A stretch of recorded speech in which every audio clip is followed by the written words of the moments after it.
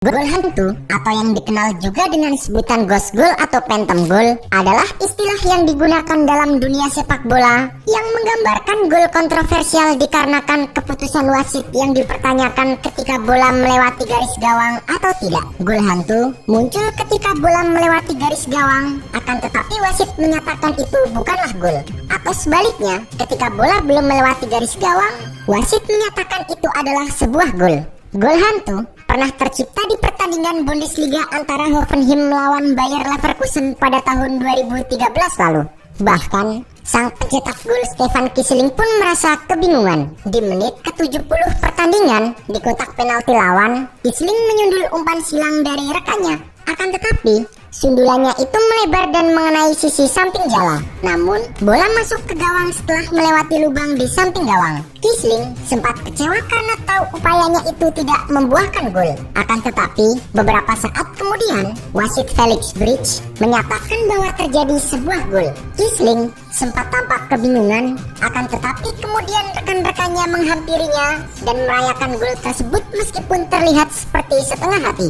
Dalam tayangan ulang, terlihat sangat jelas bahwa bola menyimpang di gawang Hoffenheim. Namun sial, bola menyusup melalui sebuah lubang jaring dan masuk ke dalam gawang. Pada saat itu, teknologi VAR memang belum digunakan dalam pertandingan sepak bola. Gol itu sendiri adalah gol kedua yang dicetak oleh Leverkusen ke gawang Hoffenheim. Mereka kemudian hanya berhasil membalas satu gol di menit-menit terakhir babak kedua. Keputusan sang wasit tersebut langsung mendapatkan kecaman dari pihak Hoffenheim. Baik direksi, pelatih maupun pemain menyatakan terkejut dengan keputusan sang pengadil. Gara-gara gol hantu itu, kubu Hoffenheim bahkan sampai meminta pertandingan untuk diulang. Kami pasti akan meminta replay. Pemain-pemain Leverkusen saja tidak merayakannya. Ini skandal. Kubu Leverkusen juga merasa tidak enak dengan kontroversi tersebut. Saya lihat rekamannya sehabis itu. Bola memang menyamping gawang. Waktu masih pertandingan, saya memang merayakannya. Tapi itu spontan saja. Agak tidak mengenakan menang seperti itu. Kiesling yang merasa bersalah kemudian memohon maaf kepada para fansnya. Kepada fans, teman dan semua yang menulis pada saya paham 100% atas reaksi Anda sekalian dan saya juga kecewa. Berdasarkan tayangan ulang di TV, saya melihat dengan jelas itu bukan sebuah gol yang sah. Dalam laga, saya tidak melihat dengan jelas sundulan saya dan memalingkan kepala. Tak tahu apakah bola masuk dengan benar atau tidak. Entah bagaimana, bola ada di dalam gawang. Itulah yang saya katakan pada wasit. Saya minta maaf pada semua fans dan tentu saja dalam laga.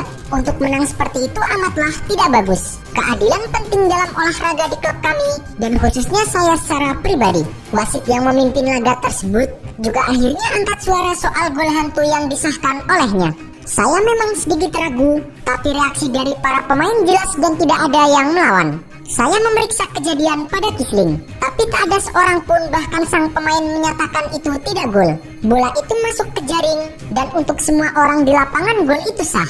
Kejadian seperti ini ternyata bukan pertama kalinya terjadi di Liga Jerman. Pada pertandingan Bundesliga tahun 1994 yang mempertemukan antara Bayern Munchen melawan Nürnberg, juga pernah terjadi sebuah gol hantu.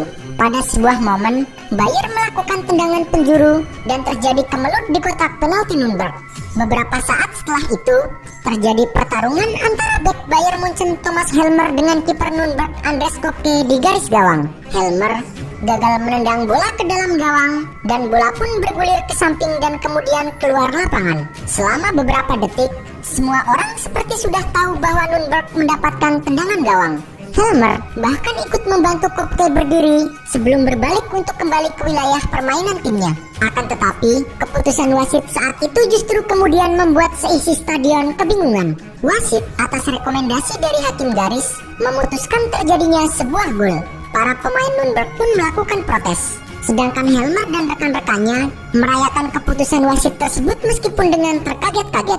Perdebatan pun berlangsung lama. Wasit sempat bersikeras bahwa ia mengambil keputusan semata-mata dari saran asistennya dan ia merasa bahwa keputusannya sudah benar.